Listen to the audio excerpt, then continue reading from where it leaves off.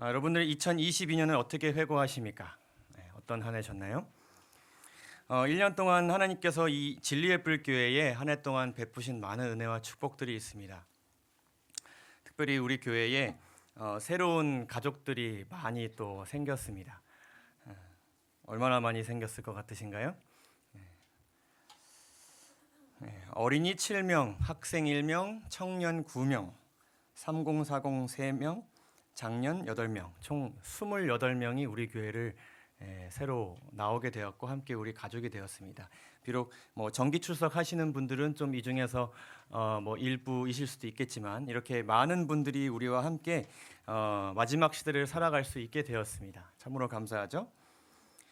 3명의 어린이가 봉헌을 했고 또 신앙 고백을 통해서 한 분이 입교를 하셨고 또 9명의 또 침례자가 있게 되었습니다. 여러분 우리 교회 1년 동안 몇 분의 손님들이 왔다 가셨다고 생각하시나요? 강사 목사님들, 이렇게 방문하신 재림교인들, 다른 교파 성도님들, 우리 교회 교우님이 되신 분들 제외하고 몇 분 정도 오신 것 같으십니까? 230명이 왔다 가셨습니다. 많이 왔다 가셨죠. 저도 이 숫자를 세면서 정말 한 분 한 분 오실 때마다 정말 잘해야겠다 이런 생각을 하게 되었습니다. 그분들 마음 가운데 이 교회가 한 번이든 두 번이든 왔다 가시고 나서 그 마음 가운데 참 교회의 모습이 새겨졌기를 바라고 또 앞으로 더 많은 분들이 우리 교회에 오게 될 때에 그런 교회의 모습이 새겨지기 위해서 우리가 더 많이 기도하고 서로 사랑하였으면 좋겠습니다.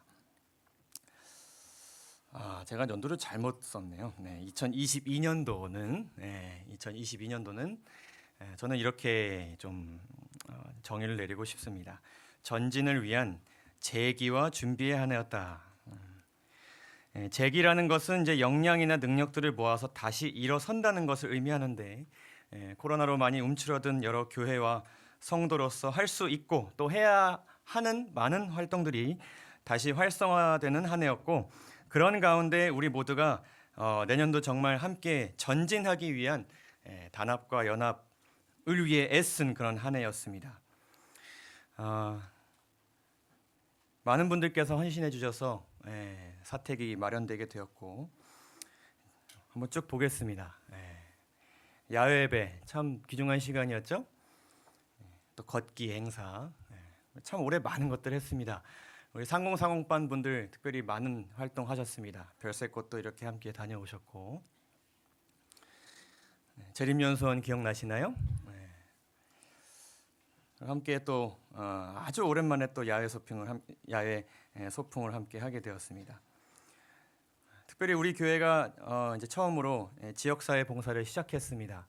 10가정 함께 지역으로부터 이렇게 주민센터로부터 위임받아서 지금 한 7, 8번 정도 방문했는데 그렇죠? 더 했나요? 6번? 6번 정도 방문했는데 특별히 우리 구호봉사반, 그 동호회반에 속해 있는 많은 분들이 정말 헌신적으로 참여해 주셔가지고 한 6번 방문했는데 이제 대화를 저희가 하고 있고요. 오후에 가면 대화를 하고 또 필요를 조금씩 이제 채워드리고 있습니다. 많은 변화들이 처음에는 그냥 문 앞에만 두고 갔는데 많은 변화들이 있고 있습니다. 또 여러 소그룹 활동 또 참여해 주셨습니다. 성교회와 소그룹 임원분들께서 정말 많이 수고하셨습니다. 어린이로부터 노년에 이르기까지 정말 각자의 위치에서 최선을 다해 주셨고 참 감사한 한 해였습니다. 또 여러 교회 내부 활동들 또 우리가 함께 진행했습니다. 정말 우리 교회는 요리를 잘하시는 분들이 참 많습니다. 정말 많이 또 배우는 시간 가졌고 우리 신앙생활에 필요한 것들을 함께 배워나가고 또 적응해 나가는 귀중한 또 시간이었습니다. 찬양대가 또 오랜만에 시작되었고요. 그래서 오늘 다 이렇게 들으면 좋았겠지만 아쉬운 마음을 가지고 다음 주에 또 들려주시도록 하겠습니다. 이 모든 것 참 다 하나님의 은혜입니다. 그런즉 너는 알라 오직 내 하나님 여호와는 하나님이시요 그리고 신실하신 하나님이시라. 이 하나님 덕분에 성령 하나님의 인도하심 안에서 하나님과 교회와 이웃을 위해 최선을 다해 주신 우리 모두 함께 일구어낸 귀중한 한 해였습니다. 저 개인적으로도 정말 살면서 이렇게 이렇게 알찬 한 해는 없었습니다. 정말 저는 올해는 정말 많이 일했고 많이 고민했고 정말 제 수명을 좀 많이 쓴 그런 정말 한 해였습니다. 하지만 하나하나 준비하고 해나가는 것들이 참 쉽지 않았습니다. 그러나 그 모든 과정 가운데 신실하신 하나님 함께해 주셨고, 무엇보다 우리 성도님들께서 정말 작은 부분까지 많이 기도해 주시고 조언해 주시고 격려해 주시고 토닥여 주시고 칭찬해 주시고 감사하게도 이쁘게 봐주신 덕분에 정말 한 해가 정말 감사로 맞춰질 수 있도록 잘 지나갔습니다. 우리가 서로에게 그러한 존재가 되었음에 또한 감사한 한 해가 아닐 수 없습니다. 여러분들도 그러하시죠? 소통방을 통해서 여러분들 용기 내어 올린 모든 그 기도 제목들 응답되지 않은 것 하나도 없음에 하나님께 감사드립니다. 이렇게 늘 다 지나고 보면 모든 것이 감사입니다. 모든 것이 하나님의 은혜고 하나님의 인도하심 안에서 가장 최고의 결과를 우리가 맞이함을 느끼게 됩니다. 그렇지만 우리가 하나님 안에 있었고 또 교회 안에 있었고 신앙 안에 있었을지라도 지난 한 해 이런 여러 가지 일들 순간순간 여러분들 들여다보시면 분명 많은 간절한 기도 제목들이 있으셨을 것입니다. 믿음이 연약해졌을 때도 분명히 있으셨을 것이고 많은 염려와 근심 가운데 빠지신 적도 많이 있으셨을 것입니다. 후회와 불안감이 엄습해와서 어떻게 살아야 하나 고민됐던 적 분명히 있었을 것입니다. 막막하고 암담했던 상황들, 조마조마하면서 갑작스러운 상황들이 많이 당황했던 순간들 올해 많이 있으셨을 것입니다. 때로는 우리가 원치 않게 상처를 누군가에게 준 적도 있을 것이고 또 받은 적도 있었을 것입니다. 예레미야서 29장 10절에서 11절을 보게 되면 하나님께서 포로 생활을 앞둔 이스라엘 백성들이 이렇게 약속하셨습니다. 나 여호와가 이같이 말하노라. 바벨론에서 70년이 차면 내가 너희를 권고하고 나의 선한 말을 너에게 실행하여서 너희를 이곳으로 돌아오게 하리라. 나 여호와가 말하노라. 너희를 향한 나의 생각은 내가 안하니 재앙이 아니라 곧 평안이요 너희 장래에 소망을 주려 하는 생각이라. 지나고 보면 평안이요 지나고 보면 소망을 하나님께서 풍성히 부어주신 한 해가 될 것이라고 말씀하시면서 하나님께서는 그 고난의 세월을 앞둔 그분의 백성들에게 이렇게 말씀하셨습니다. 너희는 살라. 다른 말로 살아있으라. 그러나 어떤 상태로? 피투성이가 될지라도 살아가라. 다시 이르기를 너는 피투성이라도 살라. 여러분, 이 말씀은 70년이 지나가 보면 모든 것이 하나님의 은혜와 평강 안에서 이루어진 것들이 될 테지만 그 지난 과정은 누군가에게 피투성이가 되는 과정이 될 수도 있다는 것을 의미합니다. 바벨론 포로 생활 70년 결코 그들에게 쉬운 시간이 아니었습니다. 바벨론에 의해 누군가는 목숨을 잃고 가족을 잃고 누군가는 신앙과 믿음을 잃었습니다. 핍박을 당하였고 상처를 입고 오랫동안 없어지지 않을 많은 깊은 흉터를 얻는 시간들이었습니다. 피투성이가 되는 경험들을 그들이 하고 살아갔습니다. 70년이 지나고 고향으로 돌아와 뚝딱 옛 성전과 성벽을 재건할 것 같았지만 많은 어려움들이 있었습니다. 1차 포로 귀환 이후 별의별 시험들과 방해들이 그들의 삶 가운데 있게 됩니다. 그들을 고향으로 순순히 보내줄 것 같았던 페르시아에서 많은 반대가 있었고요. 내부적으로 여러 가지 부딪힘들이 있게 되고요. 그리고 주변에서는 이방 나라들이 호시탐탐 예루살렘이 재건되지 않도록 하기 위해서 많은 방해를 하였고, 무엇보다 그들 가운데 가장 당혹스러웠던 일은 무엇인가 하면요, 사람들이 귀환을 하지 않는 것입니다. 고향으로 돌아가야 되는데 돌아가지 않으려는 것입니다. 근데 돌아가지 않으려는 사람들 중에 누가 있었냐면은 레위 자손이 없었습니다. 성전을 봉사하고 하나님의 예배를 주관해야 할 구별된 사람들이 돌아오지 않는 것입니다.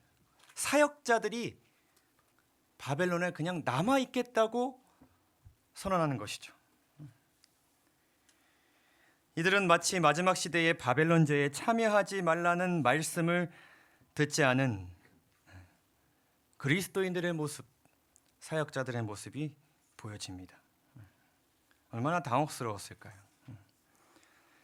다시 돌아가서 교회 일 해야 될 거 생각하니까 끔찍한 것입니다. 근데 맨날 그 성전 앞에 앉아갖고 문 지키고 사느니 내가 바벨론에서 지금 아이들 대학도 보냈고 직장도 그래도 잘 일구었고 안정된 생활 속에서 그냥 사는 게 낫겠다. 하나님께서 여러분 우리에게 반드시 도달하게 될 것이라고 약속하신 어떤 시점과 그 일이 성취될 것은 명확한데 그 시점까지의 과정은 참 어려운 것입니다. 우리가 오늘 살펴본 말씀이죠. 종말의 시대에 하나님께서 우리에게 주신 가장 큰 소망이 되는 약속입니다. 새 하늘과 새 땅에 대한 그 약속. 모든 눈물을 그 눈에서 씻기심에 다시 사망이 없고 애통하는 것이나 곡하는 것이나 아픈 것이 다시 있지 아니할 것이다.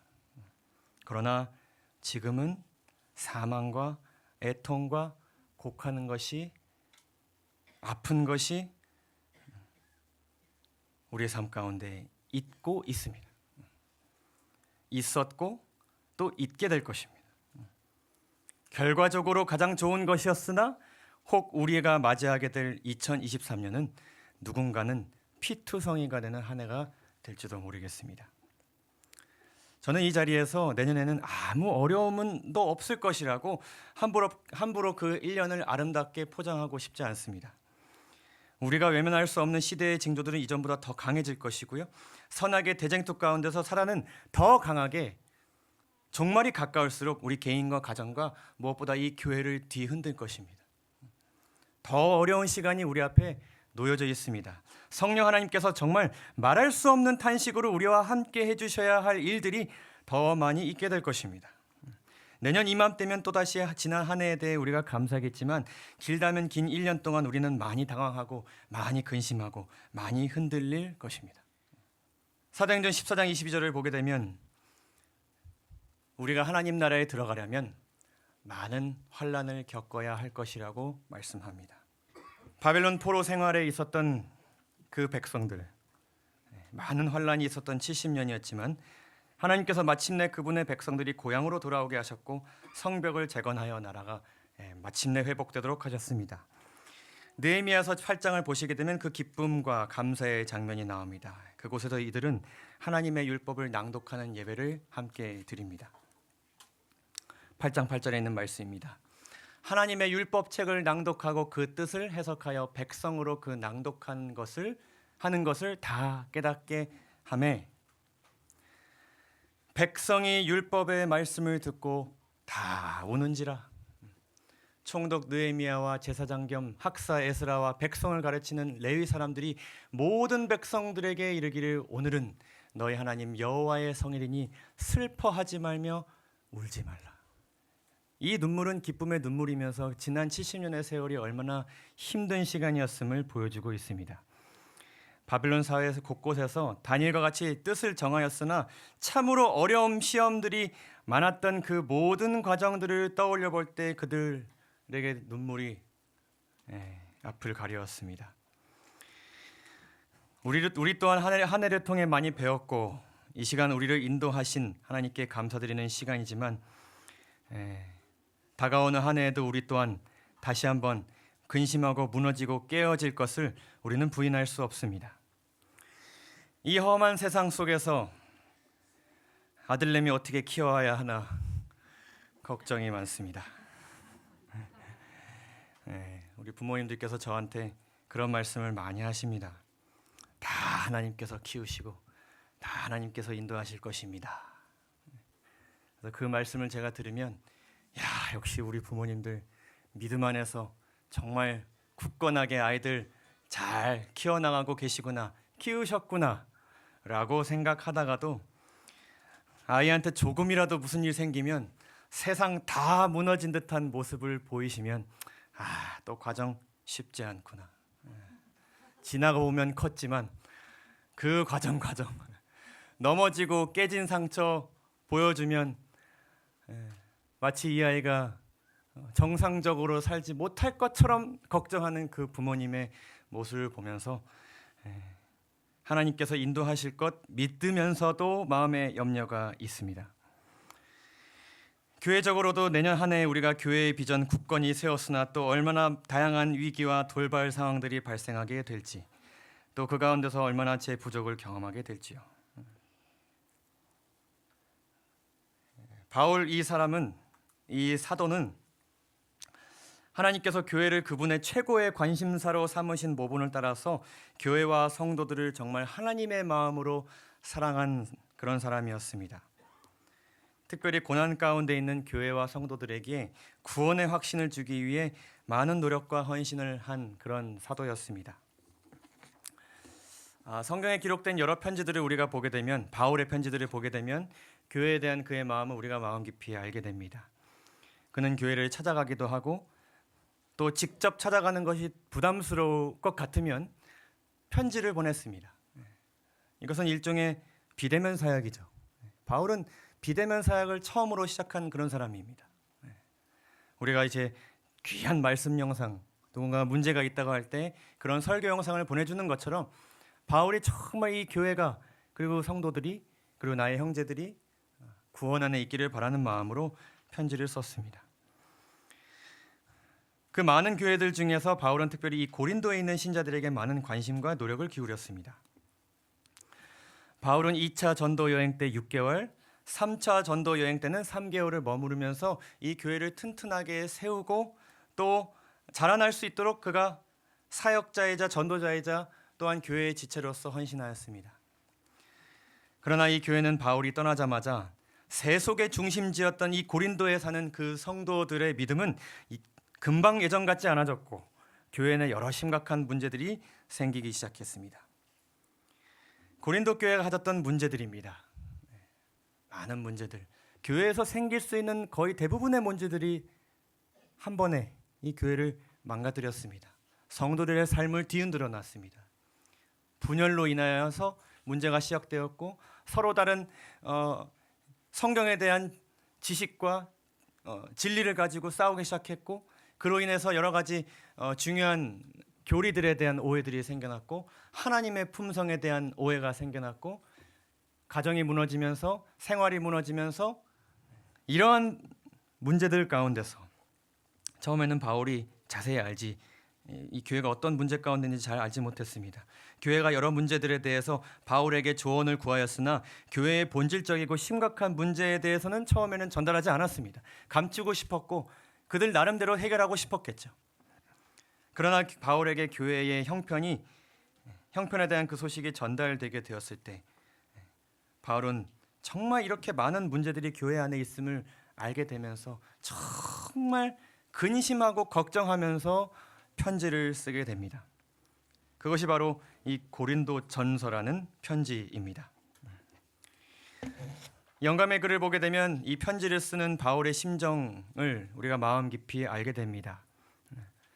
문제들을 착 그냥 이렇게 쭉 이렇게 보고받고 그거에 대한 성경절 쭉쭉쭉쭉 적어서 적은 것이 아님을 우리가 보게 됩니다. 읽어드리도록 하겠습니다. 바울의 생애라는 영감의 글입니다. 이 빨간 줄로 쳐진 그 단어들을 보시면서 바울의 마음을 한번 좀 여러분 들여다보시죠. 바울이 가장 염려했던 일이 생각보다 컸다. 드러난 상황을 보면서 두려움이 찼다. 가득 찼다. 그러나 그는 절망하고 싶지는 않았다. 이 일 때문에 그의 사업이 실패했다는 생각에 빠지지 않았다. 마음의 격통을 느끼며 앞을 가릴 수 없는 눈물로 하나님께 조언을 구하고 그의 계획을 추진하고 싶었다. 즉시 고린도를 방문하는 것을 포기했다. 보고된 대로라면 교회의 상태가 그의 노력을 받아들일 준비가 되지 않았다. 사도는 그의 수고의 결실을 없애려고 노력하는 거짓 교사들에 대해 언급하지 않았다. 왜냐하면 교회 안에 있는 무지와 분쟁 때문에 어떤 이들이 진리에서 완전히 떠날까 염려해서 그런 것들을 언급하여 그들을 자극하는 일을 삼갔다.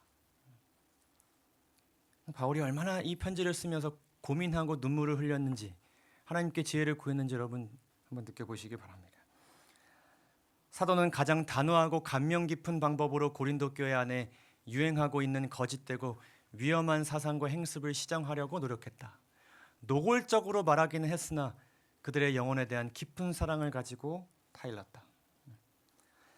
사도는 이 편지를 쓰면서 자신의 감정을 단단히 억제했다.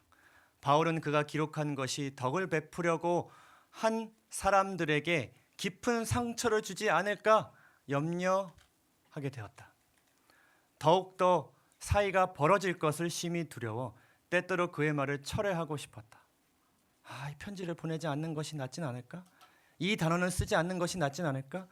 이 표현과 이 문장을 넣게 되면 혹 그 성도가, 집사님이, 장로님이 너무 마음에 크게 찔려서 교회를 떠나지는 않을까?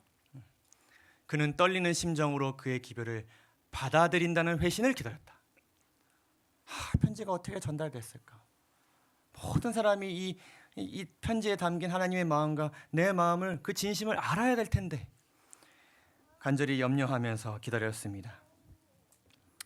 여러분, 정죄하지 않고 누군가의 잘못을 깨닫게 한다는 것이 얼마나 어려운 일입니까? 사실 우리가 교회 안에서나 가족과 이웃에게나 가장 힘든 일이 사실 이겁니다. 눈에 보이는데 하나님의 말씀에 비춰봤을 때 이야기해야 될 것이 있는데 그것을 하나님의 방식으로 이야기한다는 것이 얼마나 어려운 일입니까? 좋게 말할 때 말을 참 잘 듣는 것은 너무나도 어려운 일입니다. 왜 그것은 참 어려운 일일까요? 왜 그런 것일까요? 좋게 그 사람을 위해서 얘기해주면 그때 이 사람이 얼마나 고민하고 이 얘기를 했을까라고 받아들여서 시정하면 참 좋은데 3번 얘기하고 4번 얘기하고 큰 소리가 나가야 그래야 내가 잘못했구나. 저는 왜 그런 것일까요? 참 어려운 일입니다. 그러나 그 어려움이 그 앞에 놓여져 있을지라도 바울은 이 일을 해야 됐기 때문에, 그들을 너무나도 사랑했기 때문에, 그리고 하나님께서 그들을 너무나도 사랑하고 계시기 때문에 교회의 변화를 위해 정말 하나님의 마음을 가득 담아서 기도하면서 이 편지를 썼습니다.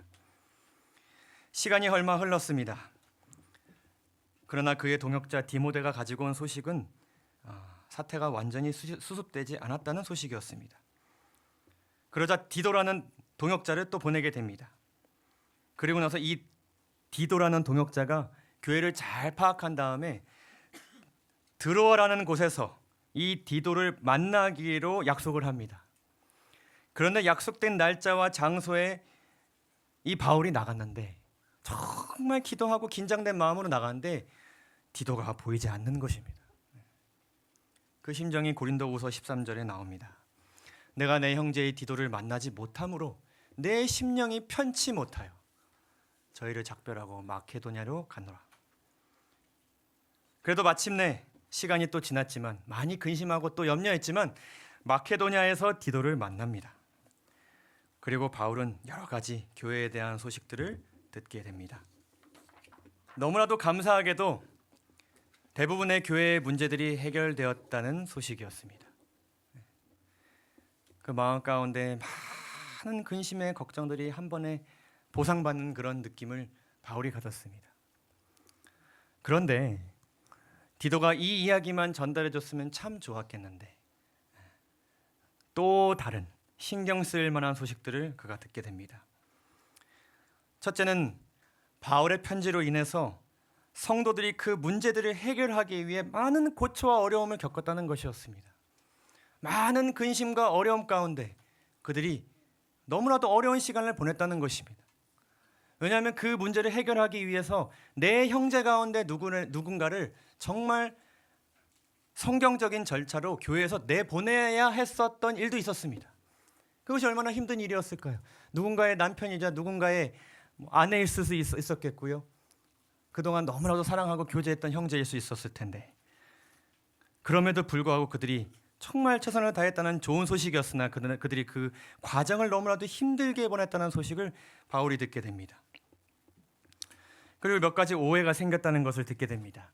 바울이 문제를 직접 해결하기 위해 올 것으로 기대한 사람들이 있었는데 바울이 띡 뭐만 보낸 거예요? 편지만 보낸 것입니다. 이거에 대한 굉장히 큰 오해가 있게 됩니다.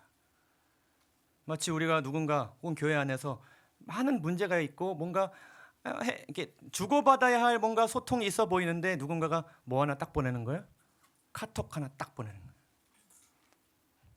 뭔가 이게 문제를 나에게 딱 던져주고 알아서 하라는 건가? 물론 그 사람이 정말 고심해서 한자 한자 잘 썼겠지만은 그 당혹감 누군가에게는 있었던 것입니다. 그러다가 더 나아가서 그들은 바울의 사도직에 대한 오해가 생기게 됩니다. 바울은 과연 진정한 예수님의 사도가 맞는가? 우리가 이 사람의 말을 들을 필요가 있는가? 이 사람이 뭔데 우리한테 이렇게 이야기하느냐? 누가 이런 얘기를 했으며 왜 이 사람은 이 모든 것을 다 아는 것처럼 우리의 속 깊은 것까지 꿰뚫어 보면서 이렇게 우리를 누군가에게는 정죄하는 듯한 그러한 마음을 왜 이 사람이 무슨 자격으로 이런 것들을 하는 것이냐? 이런 생각이 있게 된 것입니다.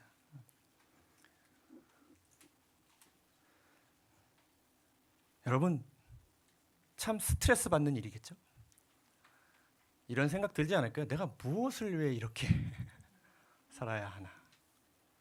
정말 그리스도로 인해서 나를 직접 만나러 와주신 예수 그리스도 덕분에 내가 구원받은 생애를 살고 있는데 여러분들도 그렇게 해서 이 교회에 오셨고 신앙을 시작하게 되었는데 우리가 살다 보면 교회 안에서 헌신하고 또 개인의 삶에서 전도하는 가운데 야, 내가 이러면서까지 전도를 해야 되나? 내가 이러면서까지 직분을 맡아야 하나? 이러하면서까지 내가 교회에 가야 하나? 참 어려움이 느껴집니다. 바울은 그래도 교회를 사랑해서 그들이 가진 오해와 여러 가지 지적들에 대한 자신의 입장을 전달하기 위해 다시 편지를 쓰는데 그것이 바로 고린도후서입니다. 이 고린도후서는 정말 이 바울의 간절한 어떤 감정과 마음이 정말로 많이 드러나는 그런 책입니다. 이 책에는 그리스도의 사랑이 우리를 강권하시는도다. 그리스도 안에 있으면 누구든지 새로운 피조물이라. 믿는 자와 멍해를 같이 하지 말라. 이런 아주 고귀한 그런 말씀들이 담겨져 있는데 이 말씀들을 바울이 전하면서 아주 많이 사용한 단어가 있습니다. 그것이 무엇이냐면 근심이란 단어입니다. 무려 19번 사용되었고 19번은 시편이랑 동일한 숫자입니다. 근심 가운데 그가 이 편지를 쓴 것이죠. 고린도전서 2장 1절에서 7절에 있는 말씀을 여러분들 다 함께 한번 좀 보시면 좋겠습니다. 내가 다시 근심으로 너희에게 나아가지 않기로 스스로 결단하였노니 내가 너희를 근심하게 하면 나의 근심하게 한 자밖에 나를 기쁘게 하는 자가 누구냐? 이 말씀은 무슨 말이냐면 다른 번역을 보시게 되면 내가 너희에게 근심을 주지 않기로 결심하였는데 그렇게 한 까닭은 내가 너희들에게 근심을 주지 않기 위함이다. 나를 기쁘게 해줄 수 있는 사람은 여러분밖에 없습니다. 그런데 내가 여러분의 마음을 아프게 한다면 나를 기쁘게 해줄 사람에게 슬픔을 안겨주는 셈이 되지 않습니까? 이렇게 다른 번역에서 기록합니다. 그러니까 제가 정말 다른 어떤 교회들보다도 이 교회에 계신 여러분들을 사랑하는데 내가 이 교회에 가장 미움받는 사람이 되는 것입니다. 그렇게 되고 싶지 않은 거예요. 그리고 그렇게 되고 싶지 않습니다. 3절 보시겠습니다. 내가 이같이 쓴 것은 내가 갈 때에 마땅히 나를 기쁘게 할 자로부터 도리어 근심을 얻을까 염려하며 바울이 기쁨을 주려 했는데 오히려 그 자신이 그들에게 근심거리가 될 것 같이 느껴졌다는 것입니다. 4절 보시겠습니다. 내가 큰 환난과 애통한 마음이 있어 많은 눈물로 너희에게 써노니 이는 너희로 근심하게 하려 한 것이 아니요 오직 내가 너희를 향하여 넘치는 사랑이 있음을 너희로 알게 하려 함이라. 내가 그런 뜻이 아니었어. 정말 내 진심은 그런 게 아니야. 제발 알아줘. 제발 알아줘. 너희를 힘들게 하려고 한 것이 아니야. 이 마음을 제발 알아주셨으면 좋겠습니다라고 하면서 그가 쓴 것입니다. 그러면서 근심이란 단어를 많이 사용합니다. 많이 사용합니다. 여러분, 바울은 이 근심으로 인해서 몸도 좋지 않았습니다. 7장과 12장에 있는 말씀을 보게 되면 그가 이 스트레스로 인하여서 정말 유체적으로 힘들었음을 보게 됩니다. 우리가 마케도냐에 이르렀을 때에 우리의 육체가 편치 못했다고 이야기합니다. 그 돌아올 디도를 기다리는 그의 육체가 정말 감당 수 없을 정도로 여러 가지 어려움 가운데 처한 것이죠.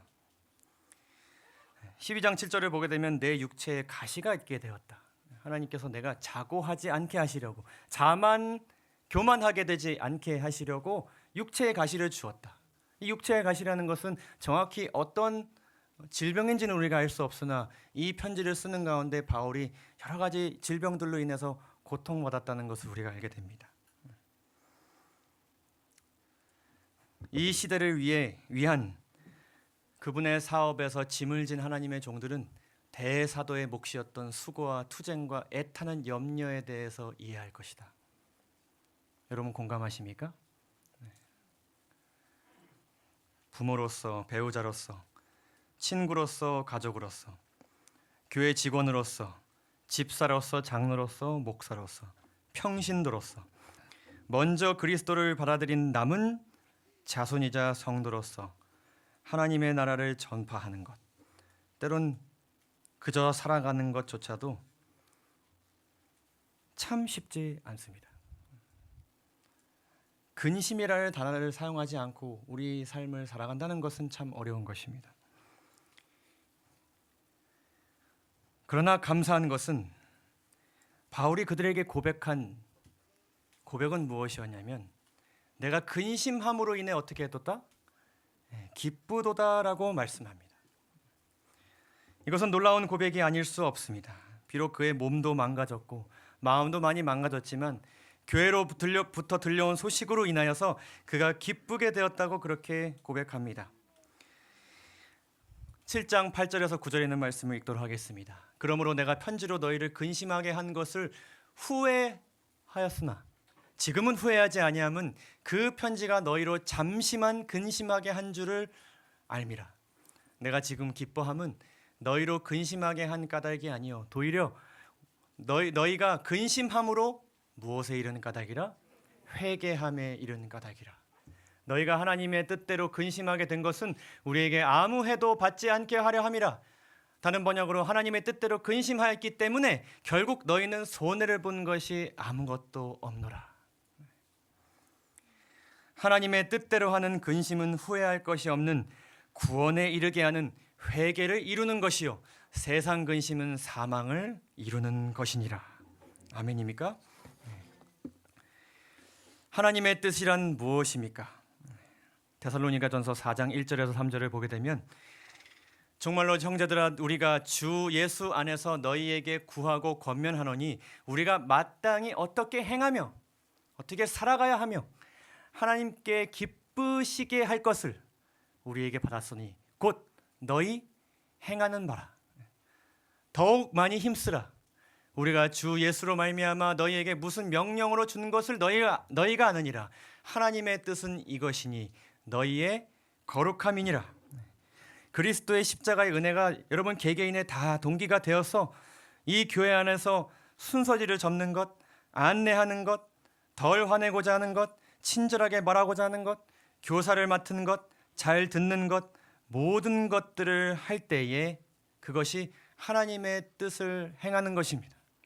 여러분 다 그리스도께서 우리에게 베푸신 구원 때문에 그렇게 하시는 건 맞으십니까? 근데 성경에 말씀하시기를 선을 행하는 것 또한 하나님의 뜻이요 더 나아가서 선을 행함으로 고난 받는 것 또한 하나님의 뜻이라고 말씀합니다.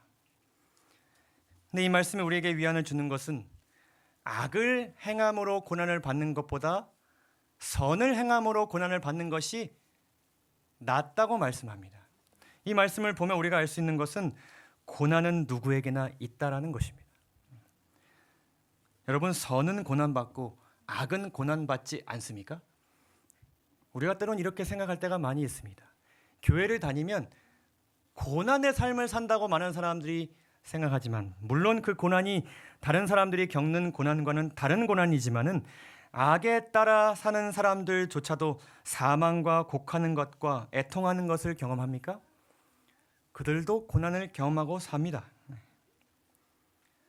그러나 모두가 고난을 당하는 삶 가운데서 하나님의 뜻 안에서 고난을 받고 근심하는 것이 훨씬 낫다는 것입니다. 그리고 우리에게 말씀하시기를 하나님의 뜻대로 하는 근심은 후회할 것이 없는 구원에 이르게 하는 회개를 이루게 될 것이다. 여러분, 후회하다라는 이 메타멜로마이라는 말은 메타, 뭐뭐 후회, 그리고 멜로, 걱정, 괴로움이라는 의미가 담겨져 이 두 개가 합쳐진 단어입니다. 그래서 후회라는 것은 어떤 일이 일어난 후에 걱정하고 괴로워하는 감정을 가지는 것입니다. 감정을 갖고 있는 상태가 후회하는 것입니다. 그런데 회개는 메타노에오는 메타 뭐뭐 후회 그리고 노에오, 이거는 무슨 일이 일어난 다음에 아는 것입니다. 그것은 파악하고 지각하고 인지하고 인식하고 알아채는 것입니다. 지금까지 내가 이 뭔가 문제가 근심이 생기는 이 시점까지 내가 한 것이 뭔가 부족했구나. 뭔가 잘못되었구나. 내가 들인 노력이 부족했구나. 내가 선택한 것이 잘못되었던 것을 인식하고 파악하고 알아채는 것입니다. 성령 하나님께서 우리 마음 가운데 알려주실 때, 그것은 마치 한 운동선수가 하루 3시간씩 훈련을 열심히 했는데 원하는 성적을 전혀 내지 못했을 때에 그 3년에 대한 근심 가득한 후회라는 감정이 생길 수 있습니까? 선발 명단에 자신의 이름이 들어가지 않았음을 보게 되었을 때에 절망할 수 있습니까? 그 감정 안에 내가 빠질 수 있습니까? 후회할 수 있습니다. 그러나 회개하는 것은 내가 3시간씩 운동하는 것이 부족했구나 라는 것을 인정하고 받아들이는 것, 그것이 회개인 것이죠. 그래서 여러분들, 우리 모두가 하나님 안에서 근심하게 될 때에 때로는 우리가 후회하는 감정 가운데 빠질 수는 있을지라도 마침내 성령 하나님께서 우리 마음 가운데 함께 해주셔서 내가 다시 일어나야 되는구나, 내가 이전에 했던 거보다는 좀 더 기도해야 되는구나, 말씀을 더 봐야 되는구나, 다르게 내가 일을 해야 되는구나, 하나님의 사업 가운데서 내가 좀 더 발전해야 되는구나라는 것을 자각하게 해주실 것이고, 그 자각은 우리로 하여금 구원에 이르게 한다는 것을 우리에게 약속하고 계십니다. 여러분, 전도하시다가 또 교회 사역을 하다가 내년에 이제 가족들에게 내가 당신을 위해 기도하고 있어라고 말하기 위해 나아갈 때에 많은 근심이 있게 될 것입니다.